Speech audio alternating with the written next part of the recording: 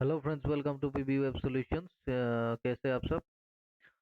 Friends, अगर आप में से कोई चैनल पे पहली बार आए हो तो सब्सक्राइब ज़रूर कर देना और बेल नोटिफिकेशन आइकन दबा देना ताकि आने वाली जितनी भी ट्यूटोरियल्स है उसका अपडेट आपको मिलता रहे। तो फ्रेंड्स, मैं आज से एक नया टॉपिक शुरू करने वाला हूँ जो कि कॉन्सेप्चुअल टॉपिक है, जैसे कि ऑब्जेक्ट ओरिएंटेड प्रोग्रामिंग। तो इसमें ज़्यादा वीडियोस नहीं होगा, कम से कम मान लीजिए 5 से 6 7 वीडियो होगा, 5 6 7। तो उसी वीडियो में मैं पूरा जो ऑब्जेक्ट ओरिएंटेड प्रोग्रामिंग जो जरूरी चीज़ें हैं उसको कवर करने की कोशिश करूंगा। तो आज जो है इंट्रोडक्शन है और थोड़ा कॉन्सेप्ट समझाता हूँ, क्या है ऑब्जेक्ट ओरिएंटेड प्रोग्रामिंग, क्लास क्या है, ऑब्जेक्ट क्या है। उसके बाद जैसे ही ये ऑब्जेक्ट ओरिएंटेड का जो सीरीज खत्म हो जाएगा उसके बाद मैं स्पेशली माई एसक्यूएल का ट्यूटोरियल लेके आने वाला हूँ। उस वहाँ पे आपका जो है ना डेटाबेस का रिलेटेड जितना भी इम्पोर्टेंट कॉन्सेप्ट है, जैसे कि टेबल कैसे नॉर्मलाइज करते हैं, कैसे जॉइन लगाना है, कैसे क्वेरी करना है, आप एक्सपर्ट बन जाओगे माई एसक्यूएल के। ठीक है, जो कि आपको बहुत काम आएगा कोर पीएचपी में भी और लारावेल में भी। तो ये पीएचपी के जो सीरीज है ऑब्जेक्ट ओरिएंटेड प्रोग्रामिंग, उसके बाद माई एसक्यूएल देखेंगे, उसके बाद हम फिर वो लारावेल में चले जाएंगे, क्योंकि पीएचपी का बहुत सारा ट्यूटोरियल मैं दे चुका हूँ, problem based on problems. But मैंने सोचा कि थोड़ा कॉन्सेप्ट, कुछ कंसेप्चुअल चीज़ें भी मैं शुरू करना चाहता हूँ, इसलिए मैंने ये जो ऑब्जेक्ट ओरिएंटेड का प्रोग्रामिंग का जो सीरीज है मैं स्टार्ट करूँगा। इसके बाद हम जो एक्सेप्शन हैंडलिंग है, फाइल हैंडलिंग का एक सीरीज देखेंगे, बेसिक से स्टार्ट करेंगे, ताकि क्योंकि कोर पीएचपी का नॉलेज जितना अच्छा होगा, आप कोई भी फ्रेमवर्क हो, लारावेल हो, कोर इग्निटर हो, पीएचपी का जितना भी फ्रेमवर्क है अच्छे से कर पाएंगे। तो जो कि पहले कुछ मिस था, वैसे कुछ कुछ चीज़ें इंपॉर्टेंट चीज़ें जैसे कि ऑब्जेक्ट ओरिएंटेड हो गया, एक्सेप्शन हैंडलिंग हो गई, फाइल हैंडलिंग हो गई। तो ये सब खत्म करने के बाद फिर से हम वो लारावेल का जो ट्यूटोरियल, कुछ कुछ इंपॉर्टेंट ट्यूटोरियल है, जैसे कि मेनली क्रूड ऑपरेशन तो मैं पहले बता चुका हूँ, उसके बाद हम आगे बढ़ते रहेंगे। ठीक है, ओके फ्रेंड्स। तो चलिए शुरू करते हैं आज का टॉपिक। ऑब्जेक्ट ओरिएंटेड प्रोग्रामिंग क्या है बेसिकली? ये बेस्ड ऑन ऑब्जेक्ट। ठीक है, तो बेसिकली ऑब्जेक्ट ओरिएंटेड प्रोग्रामिंग क्यों ज़रूरी है? क्योंकि ये बहुत फास्ट होता है और इजी टू एग्जीक्यूट होता है। इसका बेनिफिट क्या है? जैसे कि हम किसी चीज़ को, कोई फंक्शन को या फिर किसी पीस ऑफ कोड को बार बार एग्जीक्यूट करना चाहते हैं, तो हम क्या करेंगे, एक ही जगह पे रखेंगे और पैरामीटर अलग पास करके हम बार बार उसी फंक्शन को कॉल कर सकते हैं। मतलब हम जो कोड लिखेंगे, रिपीट रिपीट बार बार रिपीट करने की ज़रूरत नहीं है, एक बार लिखेंगे बार बार यूज़ करेंगे। ठीक है, तो ये है main benefit object oriented programming का। तो जैसे कि यहाँ पे कुछ पॉइंट्स दिया हुआ है, benefits of object oriented programming. अगर आप न्यूबी है तो आपका जो इंटरव्यू में पूछ सकते हैं, या फिर कोई एग्जाम वगैरह हो तो आप वहाँ पे भी लिख सकते हैं। तो क्या होता है basically, object oriented programming is faster and easier to execute. Object oriented programming provides a clear structure for the programs. Object oriented programming helps to keep the PHP code dry. Dry मतलब don't repeat yourself। मतलब कभी कभार क्या होता है, हम बार bar code लिखते रहते हैं, एक फंक्शन लिखते रहते हैं, फिर दूसरा एग्जीक्यूट करने के लिए दूसरा फंक्शन लिखते रहते हैं। बेसिकली जो भी फ्रेमवर्क है, लारावेल हो, कोडिग्नेटर हो, ये based on specifically Laravel based on object oriented programming. क्योंकि वहाँ पे model view controller MVC pattern में लारावेल फ्रेमवर्क बना हुआ है। तो वहाँ पे क्या होता है, कंट्रोलर में हम जो भी क्लास लिखते हैं, कंट्रोलर को एक्सटेंड करते रहते हैं, तो एक ही फंक्शन को हम बार बार कॉल कर सकते हैं। ये है main benefit object oriented program. तो क्या होता है, makes the code easier to maintain, modify and debug. Object oriented programming makes it possible to create fully reusable applications with less code and shorter development time। तो इससे क्या होगा, आपका जो डेवलपमेंट टाइम है वो रिड्यूस हो जाएगा, और जो भी एप्लीकेशन होगा फास्ट होगा, और कोड जो है वो कम लिखना पड़ेगा। कोडिंग का सबसे बेहतरीन चीज़ क्या है, आप जितना शॉर्ट कोड लिख सकोगे ना, तो आपका कोड उतना ही सुंदर होगा। किसी चीज़ को एग्जीक्यूट करने के लिए आपने 50 लाइन लिख दिया तो वो अच्छा कोड नहीं है। 50 लाइन का जो कोड है उसको अगर आपने 10 लाइन में कवर कर लिया तो जो ऑप्टिमाइज्ड कोड। तो वो कब होगा, जब आपको ऑब्जेक्ट ओरिएंटेड प्रोग्रामिंग का जो कॉन्सेप्ट क्लियर होगा तभी। यहाँ पे देख रहे हैं, यही मेन फॉर्मूला है, इसको याद कर लीजिए, ट्राई डोंट रिपीट योरसेल्फ। ये है ऑब्जेक्ट ओरिएंटेड प्रोग्रामिंग का मेन जो फाउंडेशन है। तो आपको पता चल गया होगा किस लिए ऑब्जेक्ट ओरिएंटेड प्रोग्रामिंग यूज करते हैं, ताकि किसी चीज को या फिर स्टेट ऑफ कोड या फिर पीस ऑफ कोड या फिर स्टेटमेंट कह लीजिए, तो उसका हम एक बार डिक्लेयर करेंगे, बार बार यूज करेंगे, ठीक है। तो अब आते हैं नेक्स्ट, ऑब्जेक्ट ओरिएंटेड प्रोग्रामिंग का जो मेन जो फाउंडेशन है, मेन जो चीज़ है वो क्या है, class and object. Okay, class and object Java में भी होता है, डॉट नेट में भी होता है, तो हम बात कर रहे हैं पीएचपी में। तो क्लास क्या होता है, यही दो चीज़ें इंपॉर्टेंट है और ज़्यादा कुछ समझने की जरूरत नहीं है। क्लास और ऑब्जेक्ट आपने समझ लिया तो ऑब्जेक्ट ओरिएंटेड प्रोग्रामिंग का मान लीजिए आपका ऑलमोस्ट 90% आपका कॉन्सेप्ट आ गया। क्लास क्या होता है, class is like the name of an entity such as fruit, vegetables, sorry vehicle, smartphone, man, ladies, father, sons, babies etcetera. मतलब नाउन, नेम ऑफ एनीथिंग, उसको हम एज ए क्लास डिक्लेयर कर सकते हैं। It is declared using the class keyword with curly braces. ये हम मैं code में दिखाऊंगा पूरा एग्जांपल के साथ, तो अभी थ्योरी को समझ लेते हैं। It is declared using the class keyword with curly braces. कोई भी क्लास डिक्लेयर करने से पहले ये जो क्लास कीवर्ड लगाना पड़ता है, और सारा का सारा क्लास का जितना भी कोड होगा, फंक्शन होगा, सारा का सारा करली ब्रेसेस के अंदर रहता है। All the code, functions and blocks of statement are written inside the class name। Class name के अंदर सारा का सारा क्या रहेगा, आपका फंक्शंस हो, प्रॉपर्टीज हो, कोड्स हो, सब रहेगा। तो थर्ड पॉइंट क्या है, a class works as a template for an object and an object is an instance of a class। a class can create multiple objects, ठीक है।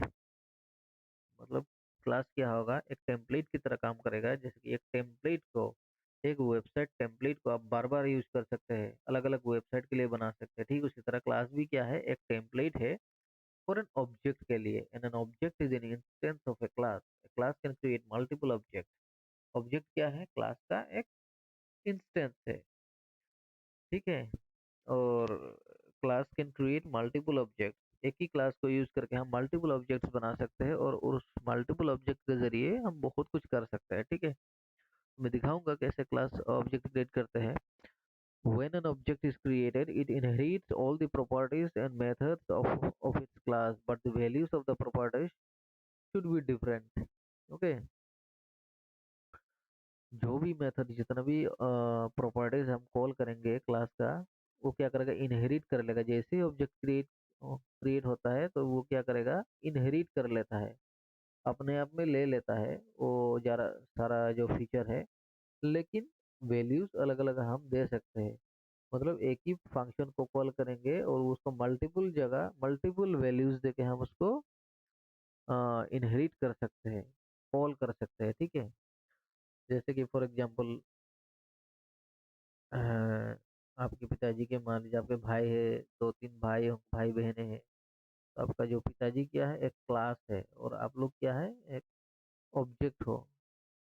जैसे कि आपके पिताजी ने आप लोगों को जन्म दिया है, तो वो क्या है, पेरेंट क्लास है, और आप लोग क्या है, ऑब्जेक्ट हो। ठीक उसी तरह हम एक जब भी एक ऑब्जेक्ट क्रिएट करते हैं तो उसका क्लास का सारा जो भी मेथड्स होगा, प्रॉपर्टीज होगा, उसको कॉल कर सकते हैं, ठीक है फ्रेंड। आई होप आपको क्लास और ऑब्जेक्ट समझ में आ गया होगा। मैं अभी प्रैक्टिकली दिखाता हूँ। तो ये आप चाहे तो नोट कर सकते हैं, benefits of object oriented programming. Class and object in PHP. Class क्या है, एक टेम्पलेट है जैसे मैंने समझाया था, और क्लास नेम में कुछ भी आप दे सकते हैं। नाउन समझ लिए, name of anything, fluid, vehicle, smartphone, कुछ भी दे सकते हैं। क्लास का नेम कुछ भी हो सकता है। और क्लास क्या, कैसे क्लास क्या होता है, एक मान लीजिए टेम्पलेट होता है जिसको बार बार हम यूज कर सकते हैं। ऑब्जेक्ट के लिए वो टेम्पलेट की तरह होता है। Class can create multiple objects, ठीक है। ऑब्जेक्ट मल्टीपल ऑब्जेक्ट क्रिएट कर सकते हैं with the help of A class. And it is declared using the class keyword. Class declare करने के लिए क्लास कीवर्ड लगाना पड़ता है, ठीक है फ्रेंड। तो प्रैक्टिकली हम समझते हैं अभी क्लास और ऑब्जेक्ट कैसे क्रिएट होता है एक क्लास का, ठीक है। और इसका रियल लाइफ एग्जांपल भी देखेंगे हम एक करके, अगर वीडियो में टाइम बचा तो। तो फ्रेंड्स ये हो गया थियोरेटिकल पार्ट, मैं भी समझाता हूँ आपको। यहाँ पे कुछ ये ब्राउजर पे देख रहे हैं, कुछ यहाँ पे आउटपुट आपको दिखाई दे रहा है। ठीक है फ्रेंड्स, जैसे कि देख रहे हैं, the name of the first car is Maruti, the colour of the first car is red, the name of the second car is BMW, colour of the second car is white. तो ये कैसे आ गया, ये मैं कोड पे लेके चलता हूँ आपको। फ्रेंड्स यहाँ पे देख रहे हैं मेरा एक PHP कोड है, जहाँ पे मैंने पहले क्लास डिक्लेयर किया हुआ है। उसके बाद मैंने नीचे कुछ ऑब्जेक्ट क्रिएट किया है। उसके बाद मैंने कुछ लाइंस डिस्प्ले की है, इको की है। आप लोगों को पता ही है, इको डिस्प्ले करने के लिए इको यूज करते हैं। तो ये कैसे हुआ समझते हैं धीरे धीरे। तो फ्रेंड्स सबसे पहले जैसे कि मैंने बताया था, क्लास क्लास को डिक्लेयर करने के लिए क्लास कीवर्ड यूज करना पड़ता है। क्लास कीवर्ड तो मैंने कार हमेशा कैपिटल से स्टार्ट कीजिएगा, जो भी आपका क्लास का नाम होगा। मान लीजिए टेम्पल्स हो गए, विलेज हो गया, कुछ भी हो गया, तो नाम पहले कैपिटल लेटर से। तो यहाँ पे मैंने जो क्लास डिक्लेयर किया है उसका कैपिटल लेटर कार है। ठीक है, तो ये कौन सा क्लास है, कार क्लास है। और ये देखिए पेरेंथेसिस, ये करली ब्रेस से स्टार्ट हो गया, यहाँ पे खत्म क्लास का। तो बीच में जो क्या है, बीच में क्या है, मैंने बोला था पहले, प्रॉपर्टीज हो सकते हैं, उसके मेथड्स हो सकते हैं, इसको फंक्शंस भी कह सकते हैं आप। तो सबसे पहले क्या है, प्रॉपर्टीज अगर डिक्लेयर करना चाहते हैं तो with help of public keyword, हम पब्लिक मतलब इसको क्लास के अंदर जितने भी मेथड्स होंगे, फंक्शंस होंगे, वहाँ पे हम क्या कर सकते हैं, ये जो पब्लिक वेरिएबल है इसको यूज कर सकते हैं।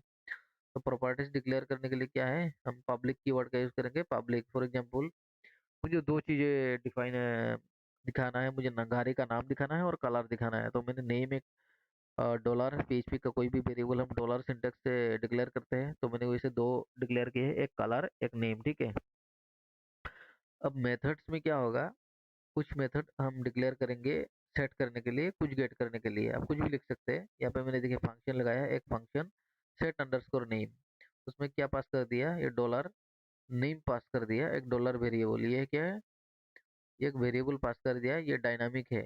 यहाँ पे कुछ भी पास करो इस वेरिएबल का जगह, वो तुरंत किसी वेरिएबल में स्टोर हो जाएगा। तो उसको क्या करेंगे, दिस। अब आ जाता है दिस का खेल। दिस क्या है, this is a current constructor. This जो है, ये जो वेरिएबल है, क्या करता है, जो भी करंट क्लास होगा उसको कॉल कर लेगा। जैसे कि ये जो नेम वेरिएबल है, ये कहाँ पे है, अपना ही क्लास के अंदर है, करंट जो क्लास है उसी के अंदर है। तो हम दिस से उस वेरिएबल को कॉल कर सकते हैं, ये जो नेम वेरिएबल। और यहाँ पे क्या कर दिया, दिस के साथ एक वेरिएबल असाइन कर दिया, this name equal to dollar name. ठीक उसी तरह दूसरा फंक्शन है सेट कलर। कलर में ये कलर हमने पास कर दिया, और दिस कीवर्ड के जरिए हम क्या कर दिया, कलर वेरिएबल को हमने पास कर दिया और यहाँ पे कॉल करके उसको असाइन कर दिया। ठीक है, तो आप सोचोगे ये गेट बीच में चला गया। गेट को समझाता हूँ, पहले सेट को समझाया। गेट क्या है, एक फंक्शन डिक्लेयर किया गेट। गेट में क्या होगा, रिटर्न होगा, रिटर्न दिस वेरिएबल से। फिर हम रिटर्न कर सकते हैं, किसको रिटर्न कर सकते हैं, जो भी नेम वेरिएबल यहाँ पे असाइन किया हुआ है। यहाँ पे मान लीजिए ABCD पास कर देंगे, तो ये दिस डॉट नेम यहाँ पे क्या हो जाएगा, यहाँ पे ABCD वैल्यू आ जाएगा। यहाँ पे और कुछ भी 1 2 3 पास कर देंगे तो यहाँ पे 1 2 3 आ जाएगा। तो उसी को रिटर्न कैसे करेंगे, रिटर्न भी दिस वेरिएबल दिस कंस्ट्रक्टर, ये करंट कंस्ट्रक्टर आप कह सकते हैं। यहाँ पे लिख देता हूँ।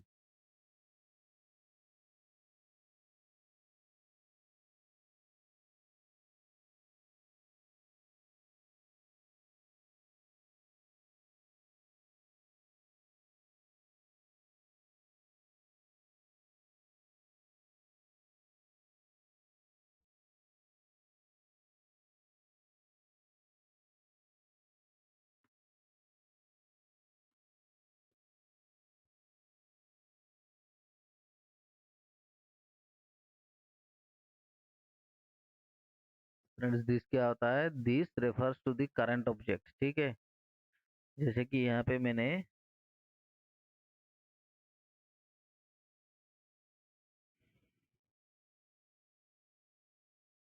करंट ऑब्जेक्ट या फिर करंट जो क्लास होगा उसको दिस के जरिए हम कॉल कर सकते हैं। ठीक है, तो यहाँ पे देखिए दिस क्या करता है, रिटर्न अगर गेट नेम सेट नेम में जो भी हम वैल्यू पास करेंगे उसको हम क्या कर सकते हैं, रिटर्न कर सकते हैं दिस के जरिए। तो दिस डॉट नेम में क्या है, हमने जो भी वेरिएबल पास किया है उसको पा सकते हैं। कैसे पा सकते हैं, एक फंक्शन के अंदर हम रिटर्न यूज करके उस नाम को पा सकते हैं। ठीक उसी तरह कलर को हमने क्या कर दिया, यहाँ पे जो भी कलर सेट करेंगे फिर उसको दिस दिस कंस्ट्रक्टर कह सकते हैं या फिर दिस कीवर्ड कह सकते हैं। इसकी मदद से हम क्या कर सकते हैं, फिर हम दिस डॉट कलर, ये कहाँ से आ रहा है, ये सेट कलर से आ रहा है। तो दूसरा फंक्शन यहाँ पे हम जो गेट कलर किया है वहाँ पे क्या करेंगे, रिटर्न करेंगे। अगर रिटर्न दिस कलर करेंगे तो क्या होगा, यहाँ पे आप कलर में रेड ब्लू ग्रीन जो भी दे वो स्टोर हो जाएगा, और उसी कलर को हम क्या कर सकते हैं, दिस के जरिए return return with the help of return keyword हम उसको कलर को पा सकते हैं। तो यहाँ पे कुछ जो भी मेथड्स मैंने डिक्लेयर किया है, एक तो क्या है, एक नाम, ठीक है, नेम। नेम हमको कॉल करेंगे बार बार, गाड़ी का नाम जो भी पुट करेंगे वो आ जाएगा। सेट करेंगे फिर उसको गेट करेंगे। ठीक उसी तरह कलर भी, गाड़ी का कलर भी यहाँ पे सेट करेंगे फिर यहाँ पे गेट करेंगे। ठीक है। तो फ्रेंड्स ये हो गया जो एक करंट जो क्लास है उसके अंदर कुछ प्रॉपर्टीज कैसे डिक्लेयर करना है और उसका मेथड्स क्या क्या हो सकते हैं। अब यहाँ पे कुछ भी मेथड्स बना सकते हैं। बस बेनिफिट ये है कि एक बार आपने मेथड यहाँ पे डिक्लेयर कर दिया ना, सेट कर दिया और गेट कर दिया, तो उसको बार बार आप 100 बार 1000 बार यूज कर सकते हैं। यही है ऑब्जेक्ट ओरिएंटेड प्रोग्रामिंग। उसके लिए क्या करना पड़ेगा आपको, सेकेंडली जो भी क्लास आपने बनाया है उसका ऑब्जेक्ट क्रिएट करना पड़ेगा। ऑब्जेक्ट क्रिएट कैसे करेंगे, यहाँ पे देखिए, क्रिएट ए न्यू ऑब्जेक्ट। ठीक है। ऑब्जेक्ट क्रिएट करने के लिए हमें जरूरत पड़ेगी एक न्यू ऑपरेटर की। ठीक है। न्यू क्या करता है, dynamically allocate memory for an object. तो आप कुछ भी वेरिएबल ले सकते हैं। मैंने यहाँ पे फास्ट कार लिया और इजिकल टू न्यू ऑपरेटर की मदद से उस क्लास क्या था हमारा कार, उस क्लास को कॉल किया। तो कॉल करते ही हमारा क्या बन गया, एक ऑब्जेक्ट बन गया। ऑब्जेक्ट यहाँ पे कौन सा है, फर्स्ट अंडरस्कोर कार, ये है ऑब्जेक्ट। ठीक है। अब क्या करेंगे, उस ऑब्जेक्ट से हम क्या करेंगे, सेट नेम, जो फंक्शन हमने बनाया था सेट नेम, वहाँ पे क्या बोला था मैंने, सेट नेम में कुछ भी पास कर दोगे, एबीसीडी पास कर दोगे तो एबीसीडी मिलेगा, 1 2 3 पास कर दे तो 1 2 3 मिलेगा। तो यहाँ पे मैंने क्या किया है, जो भी मेरा ऑब्जेक्ट क्रिएट हुआ पहला ऑब्जेक्ट, उससे क्या किया, एरो। जब भी आप ऑब्जेक्ट क्रिएट करेंगे तो कोई भी क्लास का फंक्शन उसको कैसे कॉल करोगे, एरो से। एरो सिंबल जो है ये, जब भी ऑब्जेक्ट से कुछ भी कॉल करोगे तो एरो सिंबल यूज करना पड़ेगा। ठीक है। फर्स्ट सेट नेम, यहाँ पे देख लीजिए सेट नेम, वहाँ पे क्या था, डॉलर नेम था, तो उसमें हमने क्या मारुति पास कर दिया, मारुति पास कर दिया। फिर उसी ऑब्जेक्ट से हमने गाड़ी का कलर, कलर क्या कर दिया, कलर सेट करना है। जैसे कि नाम सेट किया हमने, सेट कलर करना पड़ेगा, और कलर में हमने रेड पास कर दिया। ठीक है। यहाँ पे ब्लू करोगे तो ब्लू आ जाएगा। देखिए मैं यहाँ पे ब्लू पास कर देता हूँ। ठीक है। तो ये हो गया, फर्स्ट ऑब्जेक्ट बना लिया हमने और कलर भी, नाम भी सेट कर लिया।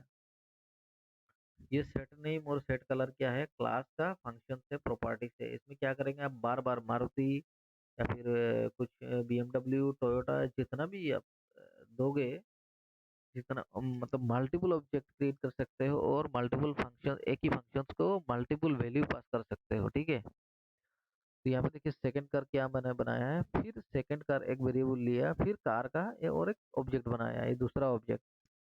फिर उसी ऑब्जेक्ट से क्या किया मैंने, सेट नेम किया, उसी फंक्शन में बीएमडब्ल्यू पास कर दिया, फिर सेट कलर किया, फिर व्हाइट पास कर दिया। अब मैं और भी बना सकता हूँ, ये देखो तीसरा ऑब्जेक्ट।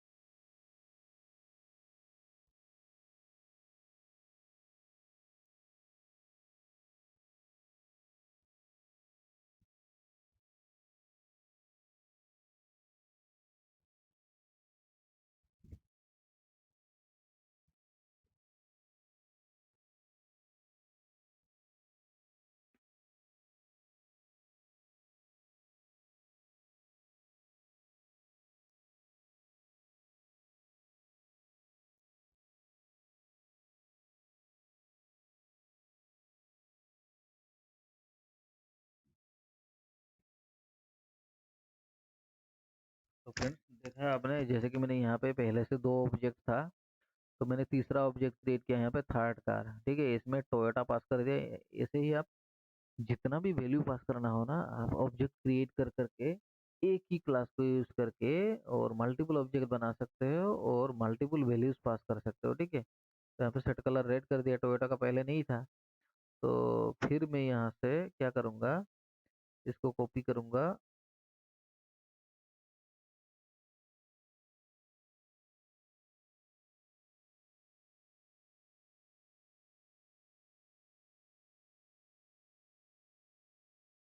पेस्ट कर दूंगा।